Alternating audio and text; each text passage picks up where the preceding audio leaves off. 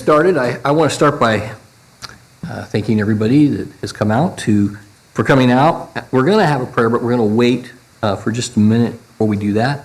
I want to say a few things about training our children before we have that prayer. This is something that the shepherds are very interested in pursuing for obvious reasons. We grew up being taught in Bible class, and it's something we want to continue.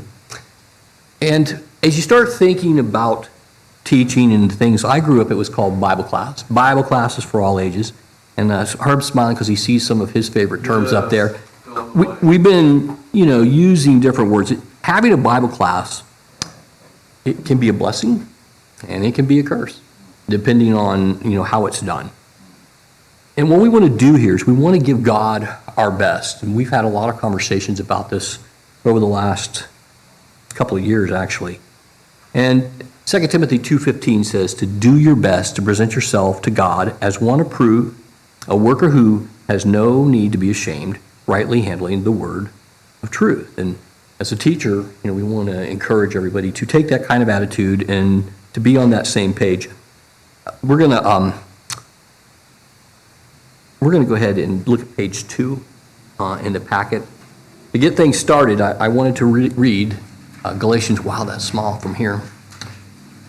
I want to read Galatians 2:20. Can you see it okay?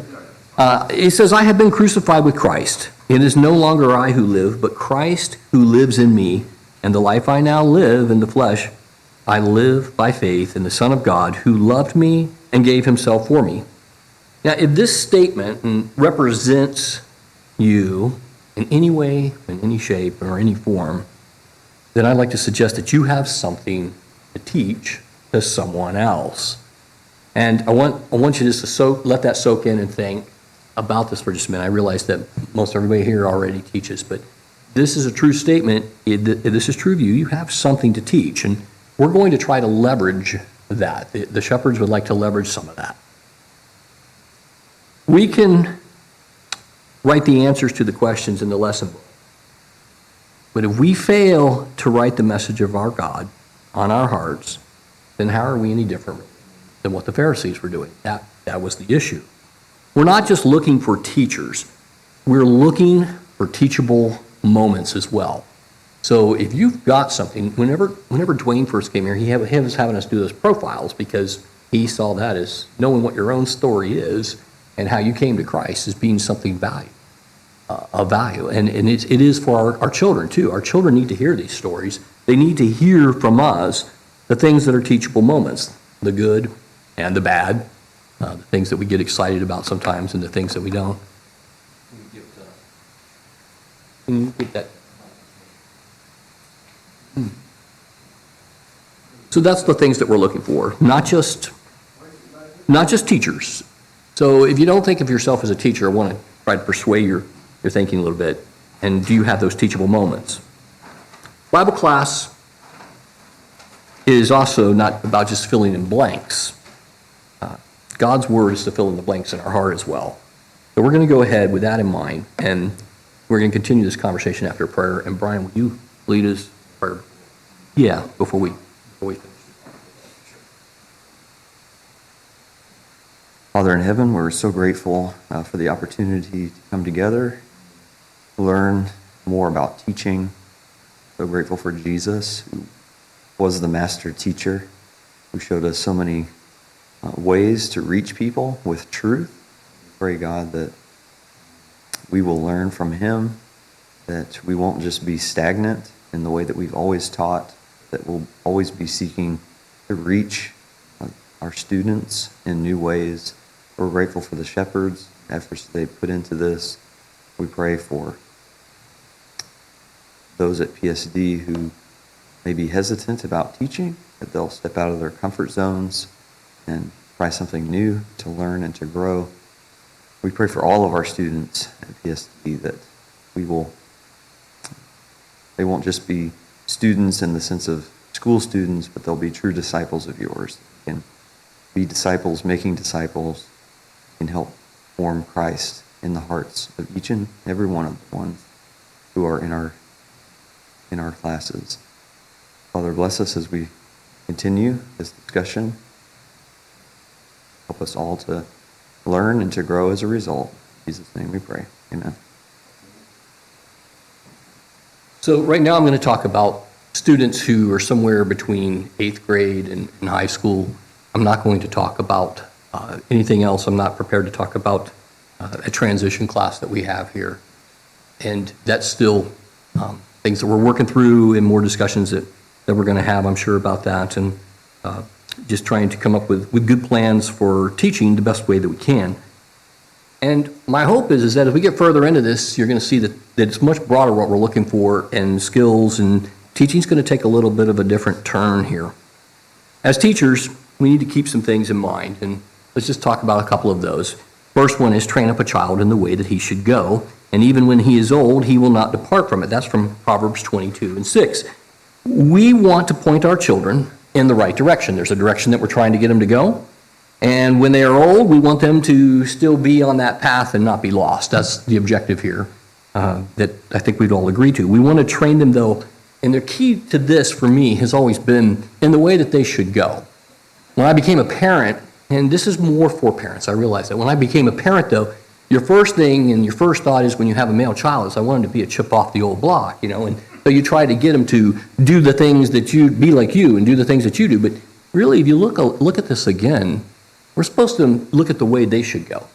And what are their talents? What are their skills? Who are they? And how are we going to use those talents to push them in a certain direction? As Bible class teachers who teach the Word of God to our teenagers, we want to be looking at the same things. We want to look and see where we can stretch them. Where are their talents? Where are their goals? What are they good at? Where are their strengths? And identifying that and then encouraging them in that direction to use those talents. Not to put them in a box that you're maybe in, but maybe look at it a little broader and open up. This should be done keeping with the individual child's gift or talent. It is meant to be a motivator so that the child won't depart. We want to make sure that we don't make this a stumbling block for the child. And then in Ephesians chapter 6 and verse 4, there it comes up. It says, fathers should not provoke their children to anger, but rather bring them up in the discipline and the instruction of the Lord. Once again, something that we see for a parent, typically, this means that we should instruct our children about the Lord. And in doing that, we shouldn't provoke them to anger. We don't want to exasperate our teenagers by coming down hard on them. I'm still on page 2 in that general area. We want to take them by the hand and lead them in the way of the master. Bible class is not supposed to be something that intimidates our children. Our teens need to feel safe, not embarrassed, not discouraged. We don't want to irritate them or cause resentment in that class. We want to tenderly train them in the counsel and the admonition of the Lord. It wasn't that long ago that I heard from a high school student. It was somebody who became a Christian later on as a teenager. They hadn't been to Bible class, and they were very intimidated by the Bible class, and the first thought was, these kids know the books of the Bible. I don't know any of the books of the Bible. They know so much more about the Bible than I do. That's unfortunate, is what it is. And they had courage, though. They went into the class, and they told me, they said they were starting in Genesis, so that was good for them. They're starting at the beginning. I have a chance, starting at the very beginning. And we need to look at our Bible classes that way, that it's not meant to intimidate. Notice that this verse 2 is, that we just read is another parenting thing. And the reason why is you can look in your Bible for the idea of the Bible classes for all ages. You can look for that in your Bible. You're not going to find it. You're going to find the concept of teaching in your Bible, and you're going to see that parents teach, but you're also going to see that false teachers teach as well. And so when we start thinking about teaching, we want to consider that. We want to consider our culture. We want to consider who we have and how we teach. I'll just continue on. I didn't write this down, but I just to let you know, it came about in the 1800s in Sunday schools. It came from Great Britain. And is it really? Did I put it in there? Not on my notes. I'm not following along. I have one. I'm not following along, though. Maybe I should try to keep up. So anyways, that information's in there for you if you like that kind of thing and you're interested in that. One of my favorite verses in the Bible is this one right here. But continue thou in the things which thou hast learned, and I can't read it from there because I can't see it. I'm going to have to. and has been assured of knowing of whom you have learned them from. There's a translation out there that says, stay steadfast in the things that you have learned, and I think that's a good idea, to be assured of where you learn something and to stick steadfast in those things. The reason why I bring this up is because we have a lot of questions that sometimes come up in Bible class. This goes hand in hand with don't major on the minors. We fielded a question in our Bible class last quarter. It was like, are tattoos a sin? So you got your one verse in the Bible that talks about tattoo, and the Bible doesn't say a whole lot about that kind of thing. But the Bible does say a lot about certain topics. And if you major on those, you're going to have your life so packed and filled, you're not really going to have time to worry about some of the other things. Like, can I live on Mars as a Christian? And this kind of supersedes some of that idea. You have a packed life, just trying to keep up with the things that are obvious, that are out there for us to do. So stay steadfast in the things that you're assured of knowing. And if you're not assured of something, you should probably stay away from it till you are, and not go against your conscience. That kind of idea. When we teach our children, we want to steer them in those kinds of directions. And be careful with that, because they have a lot of curiosity. I think that you drop it in the Q&A box and let Brian answer some of those questions. They're hard to dig out, and it's good. Did you get a packet? Okay, I'm just making sure. The next is let me make sure I'm covering all this. Yeah. We're going to go ahead and do this teacher challenge. There are difficulties that come along with this. It can be difficult. It's difficult to get a teenager to pray to an invisible God, to read a hard-to-understand book or the Bible. I started thinking about this in terms of this woman whose name was Anne Farrington, and I started thinking, what if my relationship with Anne Farrington was that Anne had written a book, and it was a really good book about life and how to live, and I read that book and I was just so amazed, and I said, I want to get to know this woman better, so I write her, but she never writes me back. But I pick up her book and I read from the book and I learn so many things, and every question I have, I keep finding the answers to all the questions I have for this woman in her book. And I just keep reading this book. And so I write her again and again and again. She never writes me back. And then finally I decide this is the woman I want to marry. So I write her, I let her know that. And I look at her book, I find out I'm married to her, but I've never met her. In many ways, this is what our teenagers are thinking. They pray to a God that they never comes in the room and says, hey, let's have a talk. The way that God is communicating to us through his word is sometimes difficult for someone who's young, and they're challenged by it. It's hard and difficult to get them to want to pray to an invisible God who they would like to get a different way of answer from him. And I think that we have to understand that when we're teaching them that this is part of it. So how do you get a teenager to read the Bible instead of playing a video game or a sport or hanging out with friends? And how do we get our teens off the sidelines and in the game when it comes to their faith and their spiritual life? And that's the objective of this group. And by the time this is over, I hope we have some answers and some direction of what we're going to do. How do we get our children involved in this? Well, for starters, our shepherds, our teachers, and parents need to model it. We got to model this in our own life. We need to give them a resource that makes sense. And it doesn't mean it makes sense to us. It has to make sense to them in order for them to listen to it. If it doesn't make sense to them, they're not going to hear it. We need to give them that kind of resource. The shepherds need to be constantly looking for better resources, like some form of devotional journal, perhaps, or opportunities to help others and engage them in serving others. Or one of the things we've been talking about again is the summer preacher. How would that look? How would we do that? Is it useful? Building relationships with God and with each other. And so in this area, we don't have to do it right now, but I want you all to be thinking along those lines, because we'd like to hear some more ideas along those lines. It's getting harder for us. Our children are turned into our grandchildren now. And, we're not trying to become disconnected. It's just that we don't have the same conversations we had with our children when they lived in the house. And things are always changing and always in flux. We need to constantly encourage honesty about our struggles. We need to be honest when we talk about who we are, about the sins in our lives, and about the struggles we have. We don't want our children, because they're not dumb. They're going to think we're hypocrites if we do that. They live in the house with us. They see the flaws, and maybe they even see some things that aren't flaws. But they're just at that point. There's a point in the life of raising kids, I think, where the relationship changes, and you have to always let your child know when that happens that you haven't changed. The relationship's changed, all right, but it's not me that changed. It's you who has changed, and sometimes that helps them. We need to pray, and then we need to pray again, and after that, we should really pray some more. We need to be ready. We need to be ready when they are ready. And the point that I'd like to make about that,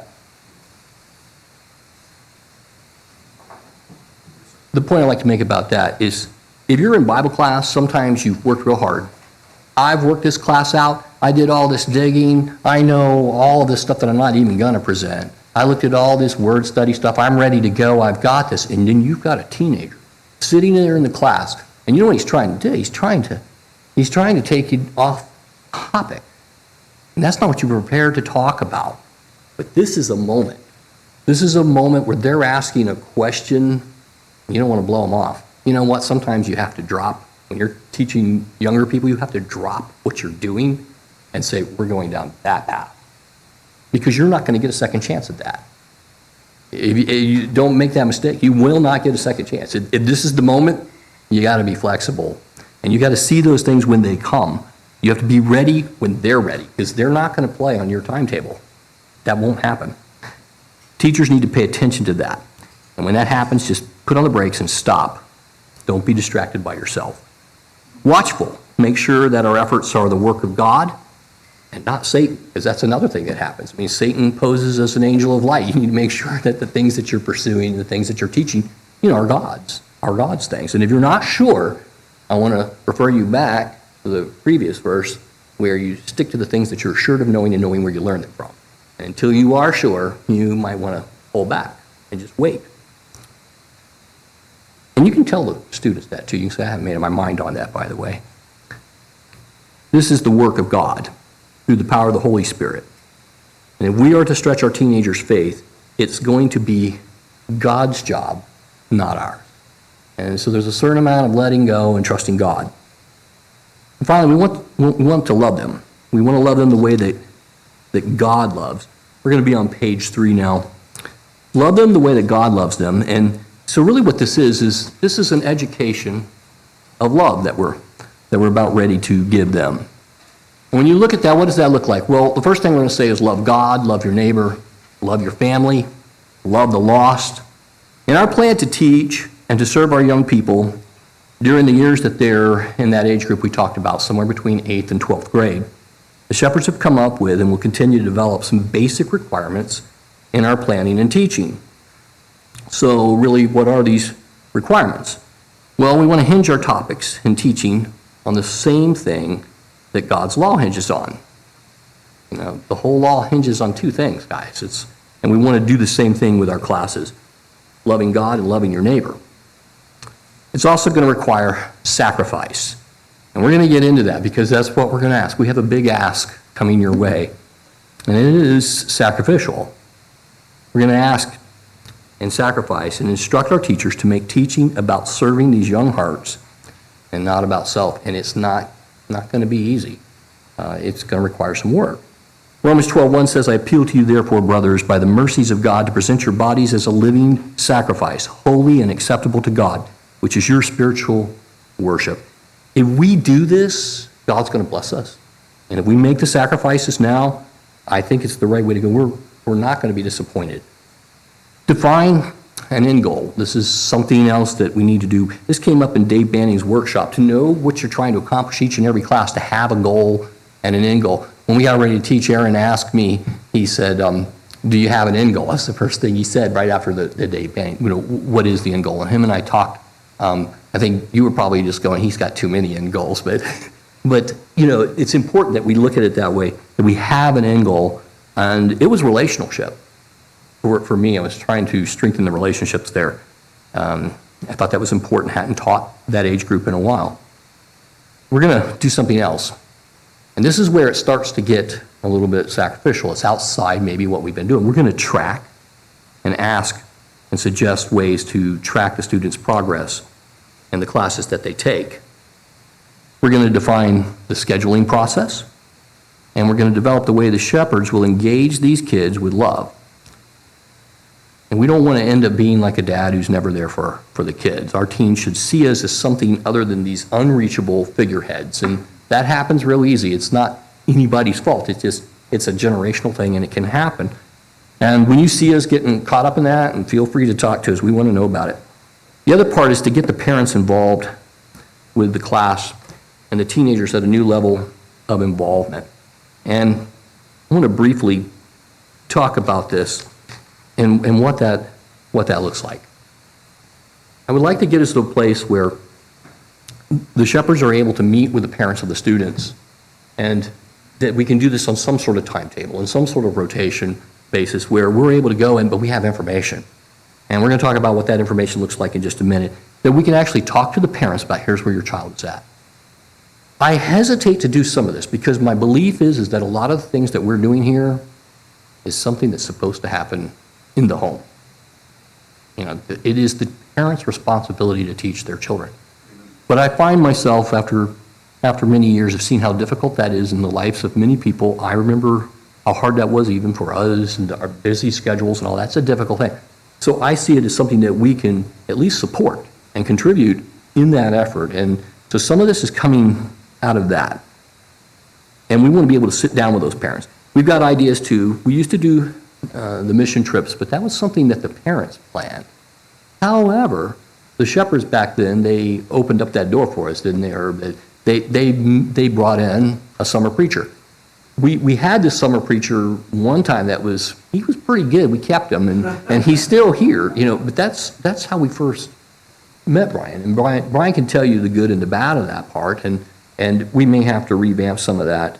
But we have some ideas on that too, and we're still brainstorming some of this. One of the ideas is that if we did bring in a summer preacher, we might combine some of the kids that are a little younger and a little older. Right now we have it that way, but we were talking about middle school and high school would come together. And so this is the first thing that's a change. We would actually change the length of the quarter. We would steal a month from the second quarter and a month from the third quarter, and that falls whenever the summer preacher would be here, and he would be the teacher of that class. And there would be an objective, and there would be some goals and some things that we were trying to accomplish. And so all of a sudden we have 2 quarters, and I just want to think, as we do it, I'm going to throw more of these out there. We have 2 quarters that are only 2 months long. And I want you to start thinking about yourself as a teacher, because I just said, you know, well, we got some that take a lot of work. It's a full quarter's worth of work. Now we got a class. We got 2 classes if we do this that are 2 quarters. We want to, and I'll just go ahead and say this now to get it out there. We want to break away from this idea that everything has to be in a quarter, has to be, 26 classes and part 1 on Sunday and part 2 on Wednesday. There are times where that makes sense, but there's also times when you need more than that. And there's times when you don't need that kind of time at all to teach what you're trying to teach. And we want to open up the door for some more teachings from more people that have something to say, that have something to teach our children. And so that's going to come into play with this. Summer preachers, we want to pick out studies that help our children know the truth, that will set them free, and identify the key areas to teach our young men and women. And we want to do this before they become adults. That's really, we keep talking about this. We're not going to have this opportunity after. We got them now. Let's teach them. Let's love them now and do the best we can. We're going to stay on page 4. The education of love is ancient, and it's known as the Shema. The word Shema is a Hebrew word, and it means hear. And they actually refer to this today. They sing the Shema. They sing the Shema today, and we're going to sing the Shema in just a second, because so do we. It's here, and it references the passage here in Deuteronomy chapter 6, the song that we sing. And we're going to go ahead and just take a look at this, except I want to make one change to the song. The song that we sing starts out, Hear, O Israel. I want to sing Hear, O Palm Springs Drive, because this is us here today, and this is still relative to us. We need to hear, O Palm Springs Drive. can you lead this actually? I got a pitch pipe. I'm sorry, I should have asked. Or you can click. Would you rather click? Either way. Okay. I'm clear. Can you lead it? I think, yeah, you click. So I've changed the words of the song to Here, O Palm Springs Drive. And this is something that we want to think about, and just think about these words and why God said this, and why this has such powerful meaning to so many people, to the Jews and to Christians, and to hear God and to hear what God actually says. All right, that is C minor. C minor, okay.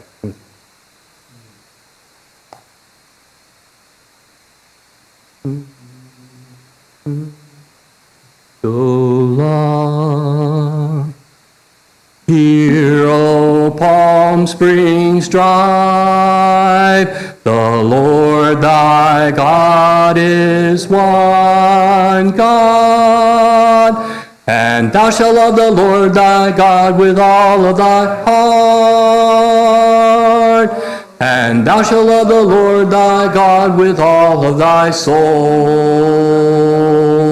and thou shalt love the Lord thy God with all of thy strength, and thou shalt love the Lord thy God with all of thy mind.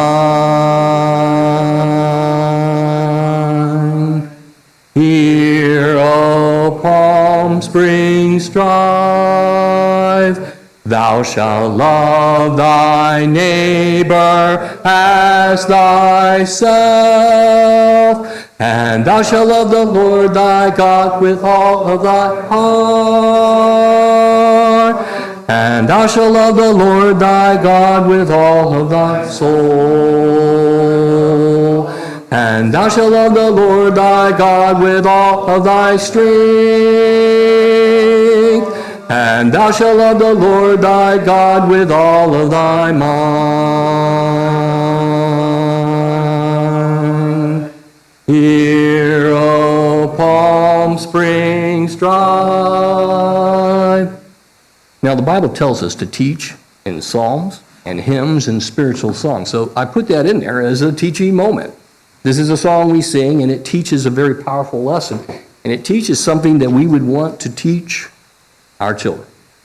And to hear what God has to say, to understand God and to listen to Him, and to be able to do something with it. Well, let's talk about, we'll go back one. Let's talk about the end goal for just a second. The end goal is that whenever you would ask someone who was 25 years old, who grew up here and was a student in these Bible classes, when you asked them what encouraged them when they were a teenager, they would look back and they would talk about these kinds of moments, the things that they acquired here, the little gems. You know, I asked my children that. Brian's actually in the story because he was a young guy that stayed in our house, and my children were young, and Brian was there. And they never forget that, Brian. You know, the fact that you came here over a summer, and, well, that's it. It's a relationship, and it's based on love, and it's based on God, and they'll never forget it. You know, those moments don't happen very often, and this is something that they remember.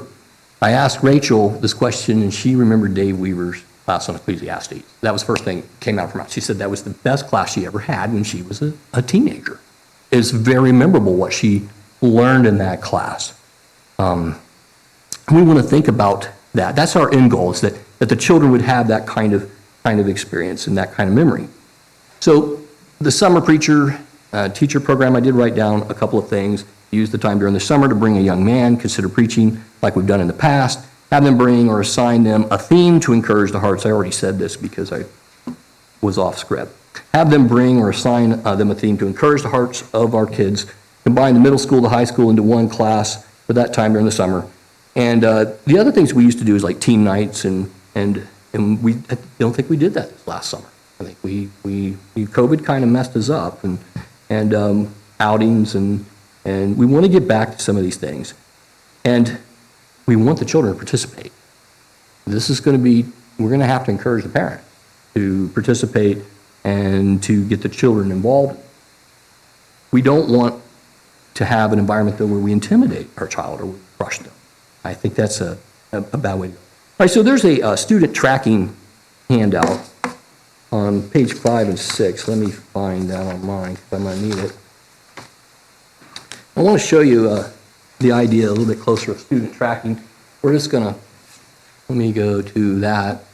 So when we start looking at student tracking, yes, we're going to take attendance, and that's part of it, but there's something else that we want to do besides just take attendance. And what we want to do is we want to kind of have some sort of way of tracking their participation in this. How did they participate? And so I put this, there's room for notes and suggestions, and we're really hoping that we get some feedback on this. As far as tracking, one possibility for this is that the shepherds want to be able to build this relationship with the parents and togetherness, to go and talk with the parents, and we want to have all the students from cradle to college, we want to be able to talk to parents about how your child's doing. And so as you get into the situation, go to the next page, page 6. This would be kind of what would help you write a participation score. And these are the kinds of things that we'd like feedback on, because there might be other things to add to this, or things to drop, or things that are being overlooked. If you look at this, though, it's from 1 to 6. And I went on ahead and did one student. His name was Tim Welsh. His participation was a 4. And the comments are written based upon some of the things that are there. So it says, I love having Tim in class. He is generally prepared for the class, but has a tendency to interrupt the flow of the class with questions that sidetrack the teacher and are off topic. He is always quick to apologize, but does not seem to be able to stop disrupting. Tim has a lot of questions about arguments that atheists make about God's existence, and Tim knows how to navigate scriptures well and is always trying to help Anne. Anne already knows her way around the scriptures. There may be some flirting going on there, and we may want to have a class on dating sooner than planned. And if you go back and you start thinking about, would that be useful to shepherds? It really would, especially when we're in a conversation with a parent trying to say, here's how your child is doing. This takes some sacrifice, because something like this would ask the teachers to sit down and notice the students, to get connected with the students, get involved with the students, and be able to kind of work through this. And so these maybe aren't perfect, 1 through 6, but there's some general guidelines. Like I picked 4, and some of it was true and some of it wasn't. And so I wrote a narrative and a basic that this is their participation level. They're a 4, and that helps us when we're talking to a parent about how's your child doing, how are you all doing. And we do this on some sort of regular basis, and we make that connection, and we help the parents, and we help the child, and we honor God and let God work in us this way and to help accomplish this. So that's the general idea. That's a sacrifice, because that is not Bible class teaching the way it's been. This is, we're adding stuff. I'm not trying to make it hard. That's not our objective. We're trying to make it useful, to make it real, and to make it a work of love. It is really what this is. We're going to be willing to do this. It won't hurt, because you'll realize benefit from it later. When you see that child later and they talk about being in your class when they were young and those types of things. So that'll be a good thing, hopefully. A student reference library. The student reference library, let me get on that page or I won't be able to talk about it. One of the things that we talked about was to be able to equip the students. From the time they start in middle school, we like to kind of give them a book here and there. And I'm not talking about a workbook in class. The example I'm using is, there's a book by David M. Howard, and it's an in-depth introduction to the Old Testament historical books. It's a really easy read, and it's just chock full of information. It's something that I have. It's something that a young person that would have it would use it a little bit, but later on in life, they're probably going to refer to it a lot. And we'd like to help them build a reference library, and I'm thinking somewhere around, book a year, about 7 books. And we would be open for suggestions for, I think this would really be good for our children to have this book in their library. It's not necessarily something that was in the Bible class. That's bonus stuff. If you get a book in your class because the teacher had a book they used, that's great. We're talking about building somewhat of a little reference library. It may sound really antiquated to guys that are all computer-based, but there's nothing like a book. I know that you guys both still read books. I know that the digital world is easy. I have a lot of my stuff, but I still like having a bound book. So this was something that I want you to think about. We're looking for something that would be useful to them now, but would also apply when they're adult. It would be a good book to have. And I've got feelers out to other preachers and that I haven't got anything back. So, just was waiting on this one for you guys. But think about this, because we would kind of want recommendations from the two of you. This would be good for them. I mean, you guys use these things all the time. Something that would be appropriate, that wouldn't be over their head. And maybe it's different. Maybe the book that you get when you're in 6th grade is different than the book you get when you're in 12th. But just kind of make that. And now, saying that, we're going to have a big ask here in a second for you as teachers. And if you're saying, I need some material to study, personally, let us know, because we're okay with that too, providing you a commentary or a book or something that you need to develop this, because we're going to ask you to develop some things for us. Let me go ahead and go to the next one. Okay, the curriculum. So this is the hard part. Every one of us needs to love God with all our hearts and soul and mind. And our goal for the curriculum in the Bible class is to teach these young minds to love God with all their heart, soul, and mind. And that means for us that academia will sometimes take a back seat to pursuing the relationship and the opportunity with God. We're not trying to build Bible scholars. Aren't you glad that we have accountants? You know why? Accountants. Aren't you glad we have them? I'm not an accountant. Accountants. I'm not an accountant, but I'm glad we have them. I don't need to know everything there is to know about accounting, because I can go to an accountant. I'm not a Bible scholar either, but aren't you glad that we've got Brian and Dwayne? Not everybody needs to be a scholar to participate in this. And sometimes I think we are pushing for academia, and some are going to just be drawn to that and love that, and others aren't going to get that. People learn different and have, God didn't say everybody was a teacher. However, I think everybody has the ability to teach someone something about Christ living in them. We want to teach them to love each other, to love the preachers, the shepherds, the deacons, their families, the wives of those members of the family, the children in their class, the parents, and we want them to have love demonstrated to them. I'm going to give a warning. This is just observation from being around a while on the planet and getting older. Something that you want to do if you have younger kids is not complain about those elders or those preachers or that sermon on the ride home. If you do that, you're gonna cause a rift for yourself later. It's go to them individually and tell them what you're thinking. Be careful, little ears, what you hear, and be careful, mouths, what you say in front of the little ears. Because you will create a perception of all those people are just a bunch of hypocrites. I remember going to church as a kid, and all my parents ever did. I have, unfortunately, some of those memories in my head, and it did hurt my faith. It didn't help it. It definitely caused damage. And in moving past that, you want to be careful with that. We want to now ask for something that's kind of big, and that is not just the transparent conversations, but this one's hard, subject matter experts. I think what this concept is, and if you look at the rest of the package, we're going to ask that you grab hold of something. Aaron, I brought your book back. So, Aaron doesn't know how to do this. Whenever Aaron and I were teaching last quarter, Aaron was assigned a task, and he did a good job with it, and it was called, dating to marriage.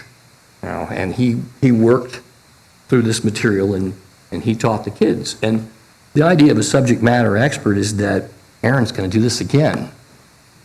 And if he teaches this class multiple times over the years to different kids as they come in, and he develops an expertise in this subject, the subject just gets better and better and better every time Aaron teaches it. This is how you use a volunteer army of teachers. There's no way I could study the way that you two guys study, but I can learn something that I can present well. Herb's working on one this quarter, and it's the one another, it's loving one another. And he's going to do this again, and it's a subject that he'll get really proficient at teaching. He's teaching that with Bobby. And everybody's got something that they teach. We used Bobby in our last class. Bobby has expertise in something. We brought him into the class. It's those kind of things. If you already have something that you have a passion about and that you're really good at, we want to know what that is. And you might say, but I can't do a quarter of that. You might tell me that I can do 1, 2, or 3 classes of that, and that's all I have to say, but it's really good, and it's like, we're good with that. And we'll find a way to bring that into the classroom and to give our kids an experience they're not going to forget. They're going to hear from you, your life, and how God's impacted you in your life and the things that you have a passion and why. It's a lot different than when you're, scrambling through a book and you're not sure of the answer. Too many times we find ourselves as teachers teaching something that we're not that familiar with, and the kids see that. The kids definitely see that. So the other one came up in I think a text message from Herb recently. We were talking about, it was an answer to your question, Dwayne. It's like, what am I teaching next quarter? And so Dwayne wants to know what he's teaching next quarter, and I don't blame him because the quarter's ticking. So we're going to find the hardest thing to teach that he knows nothing about and assign it to him just to see, there's going to be opportunity here for you, Dwayne, in just a minute to figure out what you're going to be teaching. And I did assign Herb the one that he has right now. I said, this is the next one up. It became real obvious in the class. It's like, they need this study. And so that's what they did. But here's what Herb's great idea was. He goes, why don't we ask the kids? Because that's what we did last time. And they're not shy about the things they have curiosity about and the things they want to know about. And so that's something else that we want to pursue. We're not just going to pursue your expertise, but it would be nice to go to them and say, look, we've got this bank of things that people can speak of, and they might go, oh, I want to hear that. But they might also say, I need help. So we would like help in developing that. If we gave you a list and said, here's what the kids, and you could go, I'll take that one. It's going to take me 8 months, though, to develop that. That's good. We're good with that. We're asking for some sacrifice, that you would stretch yourself. We're going to ask other members to do. I wish more people were here, because this isn't just for teachers. I'm telling you, if you've got one thing you can talk on for 30 minutes, I think we're good with that. If it's strong and it's powerful and it helps our children, absolutely. And we need to be fluid in our Bible classes. And so we are going to do this based on the needs of the children, the request of the children, the abilities of what we have here to work with. We're going to work with what we have. We're not going to ask you to teach like Brian and Dwayne. We want you to teach what you got. You've got your own story. I told Aaron he has his own story. Did I say that to you? Teach your own story? He's got his own story. I told him mine, and he's shaking his head. I'm not telling that story. Well, it's not his story to tell. He's got his own story. He's got his own life, his own experiences with God. And they're helpful to our children. And it's beneficial. So let's just look at the back side of this. This is broken down in a couple of different ways. We have this idea of studies that would take a full quarter. And the full quarter studies, you have, in this example, the book of Ephesians with an emphasis on grace, how to be fearless, as demonstrated in Acts 13 and 28. Those are 2 studies that would take a quarter for many people to do. You could become an expert on that. Look at just the back half of Acts. There's a shift, in Acts, and you could become an expert in that. These would be full quarter type teachings. This is going to become difficult, but we have a way. We're creating a trainable studies backlog. We have a way to take this. It's in a spreadsheet. I can show you the spreadsheet. Connor, don't laugh at this. Emery, don't laugh at this. We've got a backlog. We're going to prioritize the backlog on a regular basis. So these are Scrum terms that they would know from, the field that they work in. But that's where the idea comes from, is we've got this, and what prioritizes it? Well, for us, it's not return on a financial investment, but it is a return on investment. What's going to bring the most bang to our kids today, right now? We're going to prioritize the things that we teach based on where we're at. So there may be a study that you don't see for a while. Emery and Mike teach something that the class that I'm teaching right now, that was the thing that they picked. The kids what's your most memorable class? It's the class that you all taught with the sandbox. So yeah, you're going to be teaching that for a while, but it's effective, it's powerful, and they never forget it, and it's a good teaching tool. That takes a quarter, so that's your full quarter. Your next one's your short classes. The shorter is a traditional type of class, but it's only 2 months, 2 classes, or multiple speakers on different subjects. They're short classes, getting rid of obstacles that keep us from God. You might have some of us can speak a quarter on that. Some of us can't, but we might have some really good things to teach about that. I could teach 2 classes on that, or how to build a strong prayer life. I've got 4 classes on prayer life and what I did to change where I was and how that changed for me when I did these things. I'd like to share that. I have a class to do on that. The long class is something that's going to take more than 13 weeks. I can't do the life of Christ in a textual study out of all 4 Gospels. Or we did the big picture of the Bible might take a little longer too, to do some of those things. So you might say, I'm going to need more. But I don't need, maybe you come to us and you say, I don't need 2 quarters though. I need a quarter in a month. I think we can accommodate that, and we will schedule that. We will make that happen and work through that. We don't want to be pinning ourselves down and missing opportunities that I think that we may be missing. I think that everybody's not here because, well, that's for the teachers. That's for the people who want to teach and dive in for, it's hard to teach. I understand that. Multi-part classes where you might have a part 1 and a part 2.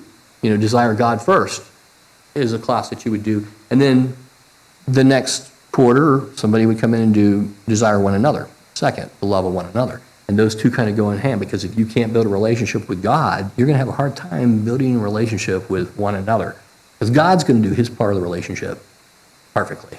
So, put the foundation out there for it. 101, 201, and 301 type of classes.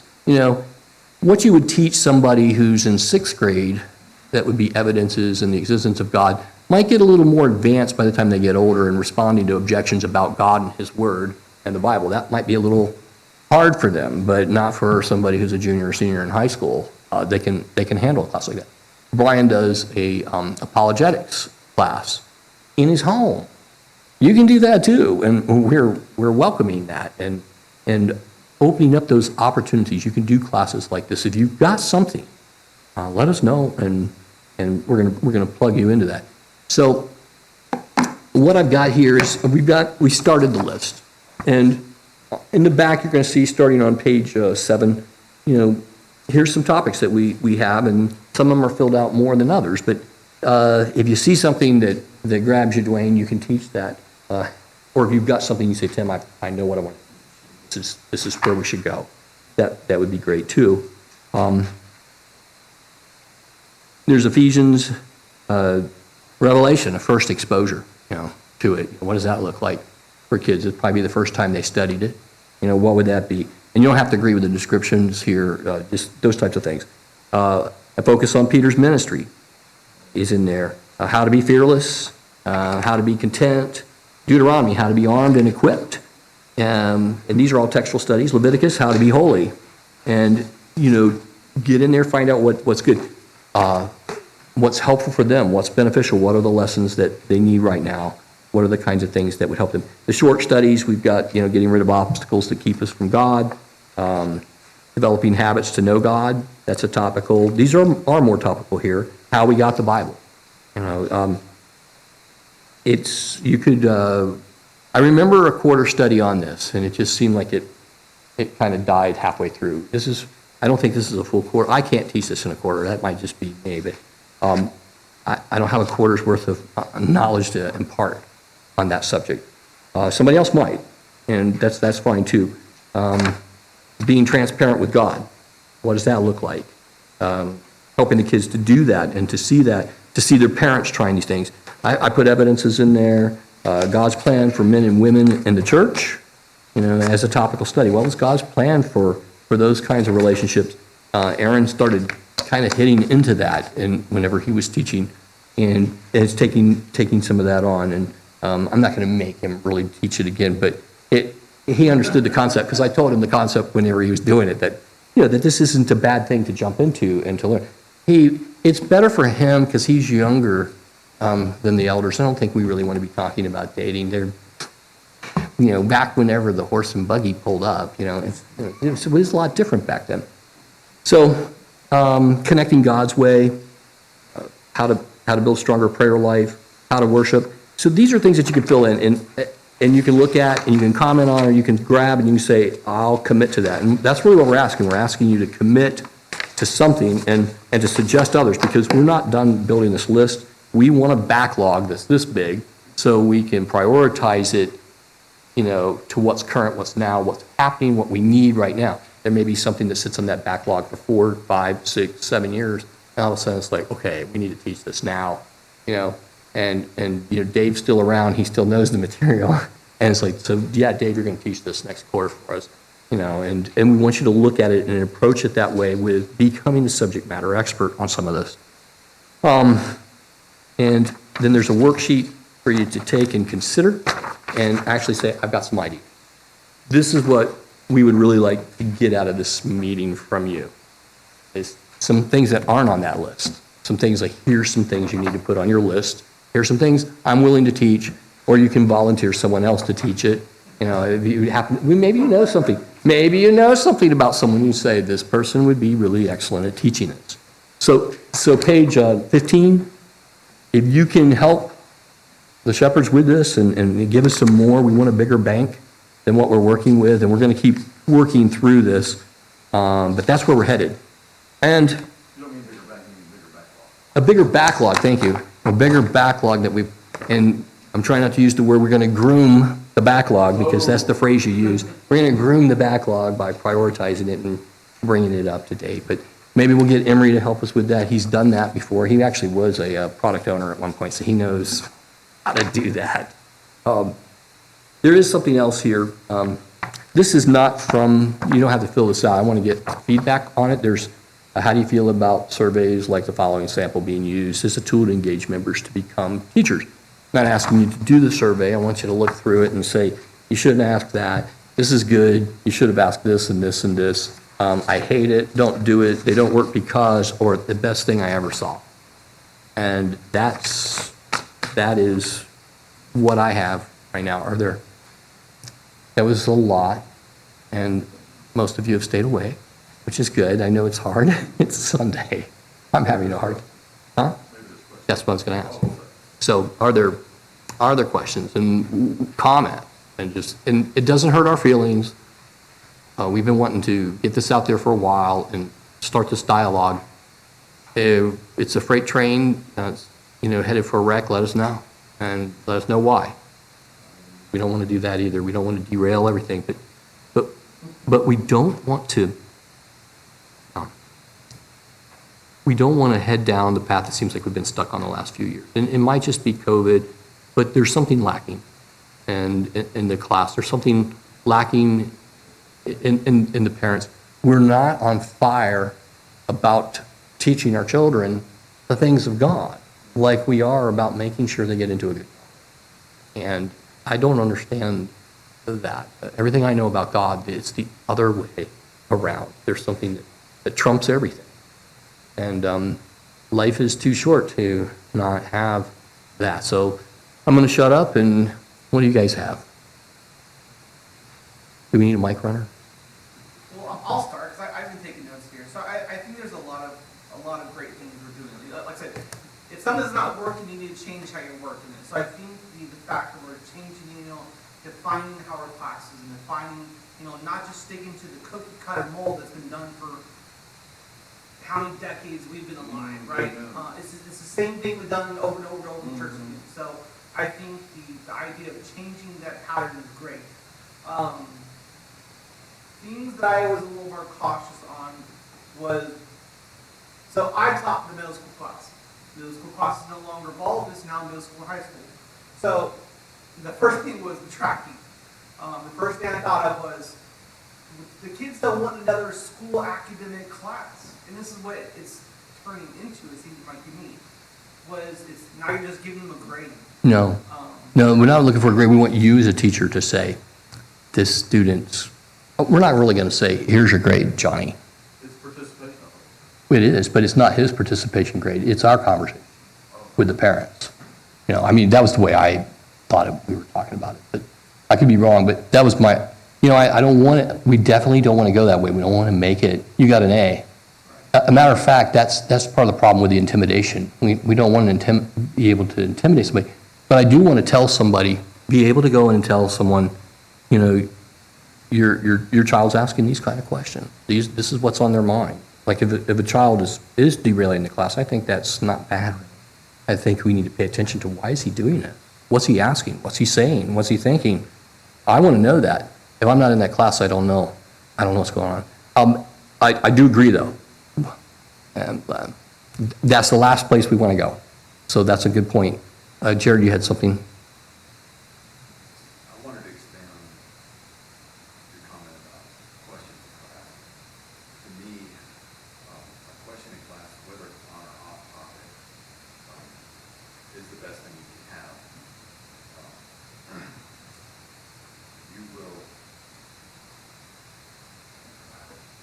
they're going to remember those conversations around a question they had or somebody else had. Probably especially if it was off topic.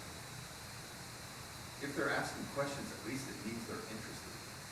Mm-hmm. And if we're gonna sit there and go over a book of the Old Testament, that, you know how they sit there with glossy eyes? Not a lot of that's gonna absorb. And they're probably gonna get a main idea, and they're gonna kind of have a summary in their head of what they learned as they grow. But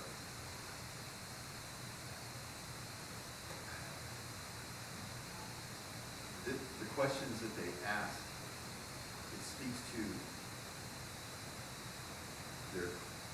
what's going on in their soul right now. So, I just think that should be emphasized as an extreme positive, any question. And if it's off topic, So be it. you may not be able to go real deep into it right then, but it really needs to be addressed, because if that is kind of squashed, like we're not talking about that right now, we'll get that maybe next quarter and a few quarters or next year, they're going to be less likely to bring up those questions. I agree. Because We've seen that. I mean, we've seen that firsthand. So, yeah. That's when you just stop and you say, we're going a different direction. You know, this question. Well, and, you know, skill sets. we really should be trying to get those questions out of them. I agree. I agree. It's different than an adult class. Not the same. Emery? I want to tie on what Jared just said. Is that we want them to be able to ask those questions at home too. Yeah. Because, you know, granted, the education seed should be started at home, not here. And to be nurtured here in all the environments that child is in. But I'm thinking if we can get that, you know, that student, whatever age they may be, to take something home from class and ask about it, or tell it to their friends, or just somehow get it out of the classroom back to home. I think that's a good goal to have. I agree. Daniel, I kind of like washed on what you It's said. fine. It's good. Yeah. I am disagreeing with you. That wasn't what I, no, I agree with you. I disagree that that's what I would say. But I agree with that. Absolutely. I don't want to be, it's even a worse situation. Like I said, I already have concerns that if you're a newcomer or you're a new Christian, it's very intimidating. These classes are. I've seen that. We've heard even in our classes, one child is like another that I was teaching, and they said, how do you know all this? You know, to the other child. And that's, they were genuine, and they just don't understand it. Why don't I know all of it? And that's a difficult thing to answer sometimes. And we need to be very aware of that. I'm looking for ways, I think, to get back into the life of the parent. Because Emery, you and I know it, we've raised our kids. This is the responsibility of the family, the parents, first and foremost. And the church can't raise your children for you. And we've seen this in our lives. We've all seen this in some form or another. So, anybody else? What else y'all have? Or Connor? Actually, I kind of disagree. Okay. No offense. That's right. Because I think kids need accountability. It's very easy, especially when you go to a big class with, 4 or 6 grades in it. You get 2 bright kids, the grades, are interested, their parents are motivated, they're well-raised at home, and everyone else you could just hide behind. So you got a whole class, you got kids who aren't getting much home support, hiding behind the 2 kids that answer every question. And there is no accountability because they say, well, we don't want to be like school. We certainly wouldn't want to do that. They're not in competition with each other. They're in competition with themselves from the day before, the class, the earlier class. So I think it'd be beneficial if we could have a written quiz, and have some repeating questions class after class and see how the kids improving week after week. And then you could take that back to parents, like, he seemed to be interested in this. He retained this knowledge. He didn't seem to improve in this area or something like that. And that would be an objective way to measure progress over time, knowledge retention, as opposed to your kid's a bad kid because he asked questions, or he's a bad kid because he didn't ask questions or something like that. Not that that's not also beneficial, but. I just don't see it beneficial giving the kid a 1 when it says it doesn't benefit, they're not interested. That's not beneficial to me. The beneficial part is how do you reach that person now? How do you effectively teach that student who's in your classroom? And to me, putting a score on it is just not the way to go. Would you want to know before you went into a class that this child is struggling communicating? Sure. See, that's the way I saw it. I didn't see it as a way of shaming the child, but a way to be able to have a conversation with the parents. Yes. Huh? I mean, that's true. Right. First class, No, that's not true. That's not true. We've had some surprises here recently. Yeah, we've had some surprises in the class just by going for it on things don't always go the way you think. I mean, you get participation in the strangest places. I know Herb's had some of that this quarter. I had some of that, and just kind of shocking. And you're going, okay, I'll tell you, Connor, my thoughts on it, just to let you know. I don't know how I have the answer. My thoughts are this. What I would really like to see is the students that are really excelling. They're excelling academically. Do they have the skills to reach down to this person who doesn't know anything and encourage them and bring them up? Because that's happening and going on right now. We have somebody that cannot keep up because they're not been going to church very long and they're young. And so what do they need? They need a relationship and a friendship and some, by brethren who know this stuff to carry them on. They don't need to be sitting in a class going, I'm just, we're a student in the class because I don't know any of the answers to any questions because I don't know any of the Bible stories. This is the first time I've heard half of, that's what I'm talking about is that have to use, if it's your kid, you can come down on them. Say, what's going on with you in the Bible class? Why aren't you doing your lesson or things like that? That's, I think, the best I've gotten right now, Connor, is we're relationship over academia. Because those kinds of things are happening. Yeah. But kids will rise to meet a challenge, and if you remove, I had the feeling, Yeah. I was a child here, went away, came back, taught classes, and because we're afraid of appearing to be academic, we remove the challenge. So there's no consequence for not being prepared at any point in the entire quarter. And I'm not saying that we have to punish them or their family. I'm just saying they will rise to meet the challenge. They would like to improve. Like, hey, your last quiz with most of these questions, you got 7 out of 10 right. Now you got 9. You did a great job. And then you could interact with them one-on-one with it. So don't be afraid of adding a little bit of the academic structure. Okay. Anybody else? I think that, whether or not that will be effective with him, I really didn't care about grades in school at all. It was just, that was part of the requirement, so,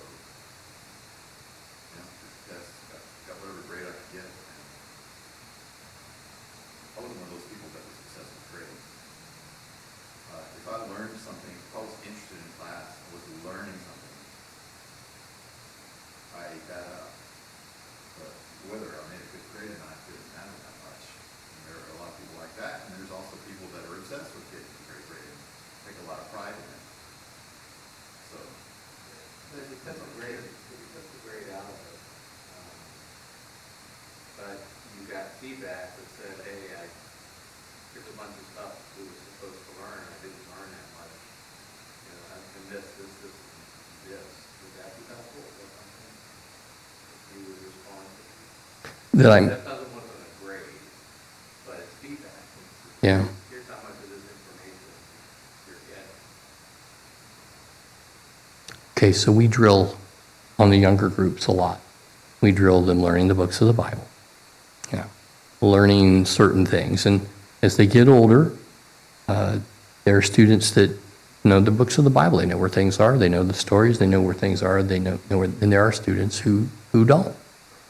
And, you said something just now that made me think of this, but I know why that happens. And I had a question years ago. It was like, don't you all teach the books of the Bible to the younger kids? And I knew the teacher that was teaching the younger kids. I said, yes, they do. The thing that you got to understand is that it was the very first thing they did in class. And you showed up 20 minutes late for class every time, so your kids never were there when that happened. What is that? That falls on the parents. We have what we can do to support, but a lot of these other problems, the reason why I look at the feedback is I'm looking at a conversation that the shepherds need to have with parents, which are much more difficult, but I want to understand the dynamic before I have that conversation too. You attended half the class, your child attended half the classes might be why they're not. If you look at it, that's usually what it is. It's usually they're not here, or they're not here and to me, you want to be here for the relationship. The rest of it will happen, I think, naturally. I could be wrong about that, Dave. I'm just saying, you understand correctly, you didn't cover all this, I don't think. No. The information that you're gathering is primarily for the intent of the owners to use to be better informed. Yeah. And then we will decide what's to be done with it. This is not something that a student gets at the end of every quarter, and here's how you rank, and here's how many classes you missed, here's how many times you participated, how many times you didn't. It's for us to know a little bit better so we can use judgment whether or not we need to talk to a parent and then what to say we can do.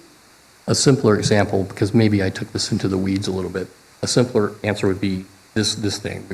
When we changed curriculums a couple of times, we had one student that studied the same material 3 times, almost in a row. We didn't have record of that at all. So to know that this child was in this class, it was taught by this teacher, it was this topic, and it happened during this time frame, that's part of the other part that we're collecting. It has who was in the class, who was teaching the class, which classes they made. So that kind of thing, when we're planning, we say, we can't teach that. 3 of these kids have already had this material just 6 months ago. And there's a move up, it'll help us with that kind of thing. I think that's a simpler thing to wrap your head around. Yeah, it is. We need to know, and I think a lot of teachers do that in maturity. If you came to a teacher who's attentive and asked them halfway through the course, how is so-and-so doing? Well, they could tell you, well, they're not here, but maybe 40% of the time, and they do struggle, they seem to be prepared for whatever. This is just another approach to asking the teacher. It is to go deeper and fill out. Yeah, and it is an ask. It is an ask. Well, and it's sort of like what Mike said, to some degree, you'll begin to pick up on that. There are certain people that will surprise you, like you guys talked about, but it's kind of a bit more of a fleshing that out of like the study thing.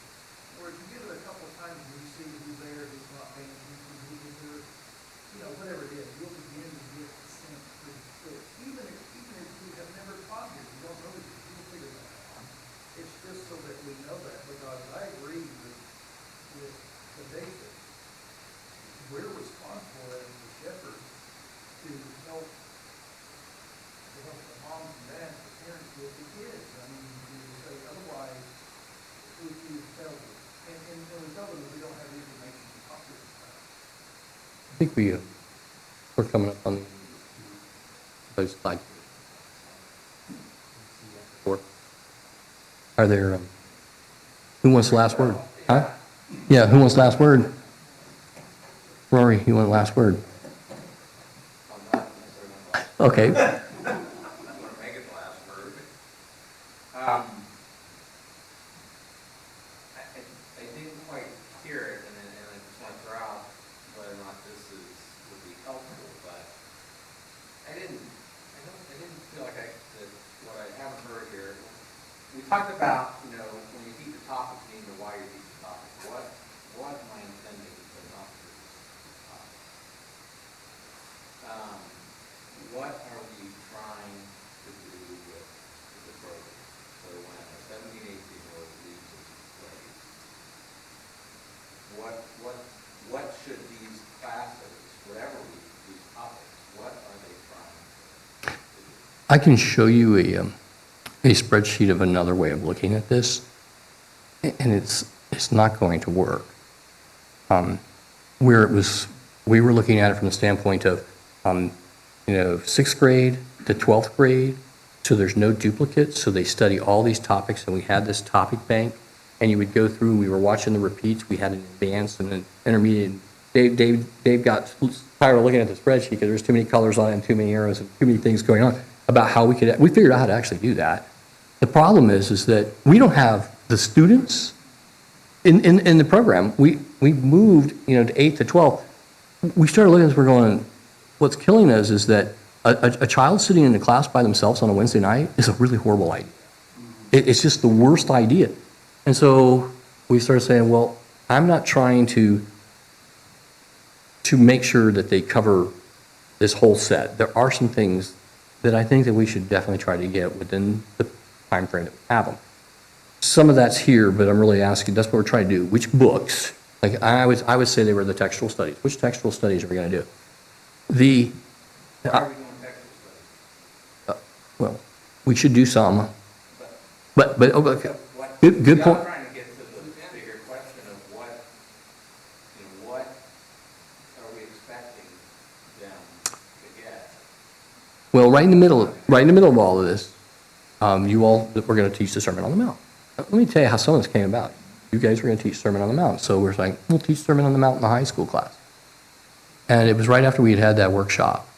And what we got was, nothing changed. We've studied this before. We've studied this multiple times. We know this topic. I can't believe we're going to do this again. And there was a cry out. There's things we want to know, and you all aren't touching them or teaching them, and they were topical, by the way. But if you're in that class, there's a high level of academia on Bible stories. As a teacher, Aaron, they burned us a couple of times, didn't they? I mean, you're like, that's not right, and they're right. They know their Bible stories, and it's not just one of them. And there's a lot of brilliance in that class on that stuff, and they're going, this isn't what we need to be fed.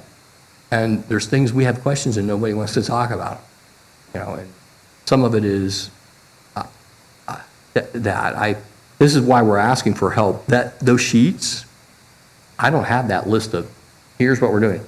I don't think we're going to ever be able to put that together and say, because that was actually tracking a kid that was born on our spreadsheet from the time they were born to the time they went to college, what they would do, and where they wouldn't overlap. We figured out how to do it mathematically. That's never going to happen because things change before they get there. I was looking for something a little bit more general, like to equip them to be able to defend their faith, to equip them with the love for God. Well, that was the first couple things, I mean, to go on paper. Yeah.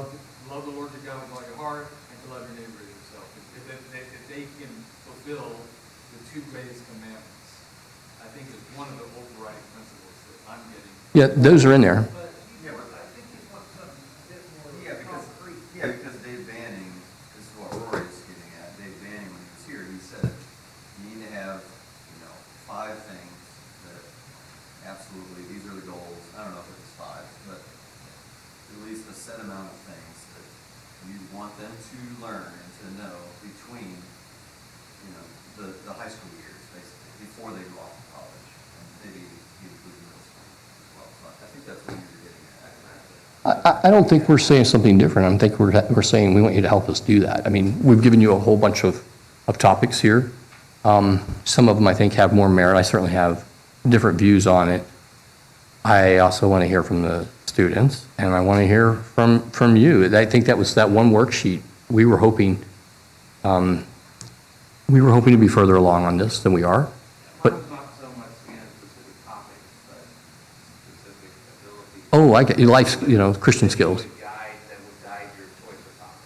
So you would know why you're picking this topic, because it's feeding towards this particular goal that we have. Love God would be number one for us, and love one another would be second to that. That's why Herb's teaching one of them right now, because we said that's fundamental. Yeah, and it's powerful. And I think, a broad way to look at it, too, maybe an answer to Rory's question, the spiritual growth cycle is really helpful too.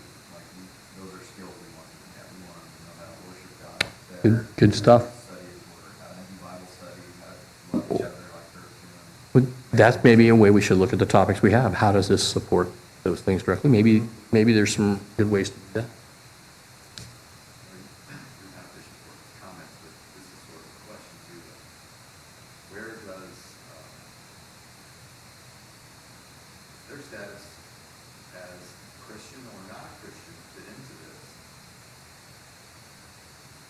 I think that, at least in Bible class, I don't necessarily think we should sit there in Bible class and be trying to pressure them to be baptized, but it's part of it. It's obviously a very important part of what we're doing here. What does, and of course, there's some kids that are Christians and some kids that aren't in the class, in the Bible classes. So, does that come into play as part of our goals here? We want kids who want to become Christians. Do we want kids going through class here for 15 years, going off to college, and they're not baptized yet? Do we have some responsibility in that? Now, obviously, it's each individual's responsibility to choose that. But I feel like, it's definitely part of our job to encourage that. And where does that fit? Joe, did you want to answer that, or you? Okay. For me personally, every class I've ever taught, I taught the full tenets of it. But what I would teach them before God is say, well, they know the books of the Bible, but they're not good. So every single class, the last class, that's what I teach. Now, I don't know how that directly fits in, but that's what I chose to do. So that's my thing. Brian? Yeah, well, with the flexibility of a quarter system, you can have a 2 weeks or 1 week or something where it's just why you need to be a Christian. And that's a class that, you're working in once a year or whatever, to make sure that it's just getting them. Just another thought. These are the kind of things I'm kind of hoping to, I like that. I mean, I like that. Jared, I think it happens organically for me in class. I always point out just the truth. I just teach it just as it is in the text and the truth. I've seen Bible class teachers when my children were young that were looked at and the teacher says, don't you think it's time that you get baptized? And I've seen that happen. And as a kid, don't you think it's time you get baptized, Tim? And I can't do that. That's Well, we have examples right here of people who were coerced into being baptized. Yeah. And then regretted it, and later they admitted it was not for the right reason. Yeah, but what do you say to the teacher? They put you on the spot like that. Well- It's not. Like, that's just Well, weird. and I will say for my case, I'm just teaching it. Right. I'm not saying, hey, little Timmy, I don't ever do it. I never do it. But I'm just saying that way they've heard that. Well, I had a young child tell me in a class that, whenever I sin, I like to take care of it right away and ask God to forgive me. I mean, that tells me a lot about a child, right? This child saying they sin, and they're just a baby. I mean, they're little. I know I've sinned, and when I do that, I like to take care of it right away. And what do you do with that? I've had that happen in class, and it's like that's a deep thought for a little person. That's a difficult situation. But was I supposed to explore that further? I was supposed to go to the parents and say, your child's starting to think, starting to reason this way like a parent. That would be helpful, right? So those kind of things happen. Jared, I don't know. I think it's a case-by-case basis. I think you have to weigh it out. Well, you talked about it might be good in light of what I've heard brought up for the teachers to understand, to have some guidance. How should we approach it? Okay. Do I do? I like that. We're not ready to talk. That's, No, I see Dwayne and Brian are fine. No, it's a good thought. We need to have talks like this more often to say, hey, I don't know how to do this, help me. And I think that's a good idea. That's true of me. I like to have some guidelines. I think all of us. You guys got ideas? I like this, why you need to be a Christian coming around, Brian, like you suggested, I think I like that, having a study like that on a regular rotation, an easy one to do. We could probably have a couple of different people, maybe even, teach the class. What have you taught the class on, why you'd want to become a Christian and why I became one? You had 4 people come in and tell their story about why they became a Christian. See, we want to know who you are, that you'll come in and you'll share that story. You've got a powerful story to share with the kids like that. It makes it easier for us to say we're covering this, but more importantly, here's how we're covering it. You just have to be careful that the child doesn't feel conspicuous. Like, okay, this class is all about me. And there's different Everybody's ways looking at it. to couch it,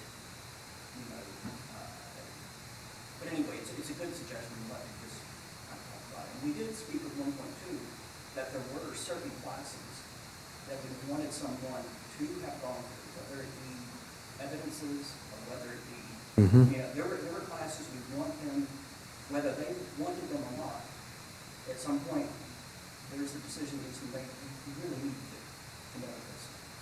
And so that's not out of the question either about, it's not just stupid requesting. There are some things that. Yeah. Well, that kind of gets back to what I was trying to get at. I mean, I think when they leave here, that they need to have heard about the evidences of God, the evidences of the Bible is God's word. They absolutely need to understand the big picture of the Bible. If we've done a solid job of the evidences for God, the evidences of the Bible is God's word, and if we understand the big picture, you kind of get to the inescapable conclusion of what you need to do. And that's definitely been topics, those that you see on the sheet were on previous sheet where everybody went to evidences before they figured out that was a regular thing. I knew that Brian did this. Okay, so here's what happened. Brian did this apologetics class. He had good attendance, but he didn't have attendance from everybody consistently. Am I saying that right, Brian? Yeah. And we could teach it again in the class. And the students would go, well, we just studied all this with Brian. And it's the same thing. They didn't make Brian's house just like they're not going to make the class here.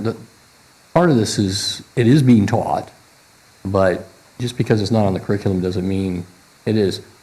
We might have had 1 or 2 kids, make 1 or 2 classes more if it was here and they came in, but, that's not guaranteed. I do agree that I think evidence is very important. This has come up multiple times. evidence is important right now that that's taught to these kids. They have questions about it. And, we're hearing questions about it. We know that's a hot topic. Big picture of the Bible and a basic understanding of salvation, things like that, and then love and those foundational things. Those are easy. And we are wanting to put together a schedule and be able to come out and say, Rory, it's like this. We want to say, here it is. You're going to see some of the same topics hit over and over and over because those needs are never. But they're still going to come from the same list that we have. We're trying to build a list of subject matter experts that teach it. And the ask is that if you say, listen, I think these kids should know the big picture of the Bible, and I've got a really good idea of how to teach it, then we would want you to say, I'm going to handle this for you. This is one that's important to me. This is one I have a passion about. This is one. I would rather do that than say, okay, we've assigned you evidences. And you're going, I'm going to start from zero, and I'm going to have to put this together. I don't really care for the subject. I would have rather taught, we're hoping that we get some of that I will teach this for you. I will spend extra time learning it. I will become an expert, and I will teach these kids this on a rotation basis. And I think you gave me really good ideas for things to include in this. They already are, though. If you look at the list, those are in our list already. Prioritizing which ones come first, that's going to be on the needs when they last heard it. And I am considering your apologetics class, Brian, because a lot of those kids have had the apologetics class. So for me to come in and say, we're going to study apologetics next quarter, I wouldn't do it right now. I wouldn't do it. I'd wait till some of those kids migrate up and they're a little older and come in there till we do it. We're going to catch some on the back end. They're going to have it for their second time, and some younger kids are going to get it the first time. Or Brian's going to teach it in his house again, and he's going to have better participation. I'm still going, we're about to start our fourth book, so. So, that kind of study is going on, and fundamentally, those are tricky topics that take a lot of work, and Brian's really good at it. When you started here, you did evidences. When he first started here, he was doing the evidences and had a really good class on it, good take on it. So, I feel like maybe didn't. You ever feel like you missed expectations? For me, this has been very beneficial. If you feel like I'm missing your expectations a little bit, we might be because we just don't have it all figured out yet. And we're asking for help. We have a list. We have a lot of lists. Getting teachers is hard. Getting teachers that teach the subjects well is difficult too. And not burning out our volunteer corps is important to us as well. There's a lot of moving parts, and but there's problems here that we're trying to fix. And not everything's bad. And we've had last two quarters have gone well. And we're out of our comfort zone teaching. I was out of mine, Herb's out of his. We're done, I guess. If anybody's got any other questions, not. Connor, you mind leading us in a prayer? And thanks. Lord, we're so thankful for this hour that we've been able to spend together to consider how to prepare these young people that attend with us and teach them your word and teach them about you. Ask your blessings on the efforts that are made here to teach our young people. Put your blessings upon the elders and preachers here to coordinate this effort, this mighty and powerful, much needed effort. Help us as teachers to prepare as hard as we possibly can and to teach the truth of your word without any perversion or misunderstanding, and help us to treat each student as where they are and to do our best to assist them to rise up as they make the efforts to take on your word, to incorporate it into their lives, and help us each as individuals to do the same, grow every day, to study your word, improve ourselves, and encourage each other as iron sharpens iron, by setting good examples and encouraging one another to do better and be better ourselves. Help us always to honor you and serve you and model our lives after your Son. In Jesus' name we pray. Amen.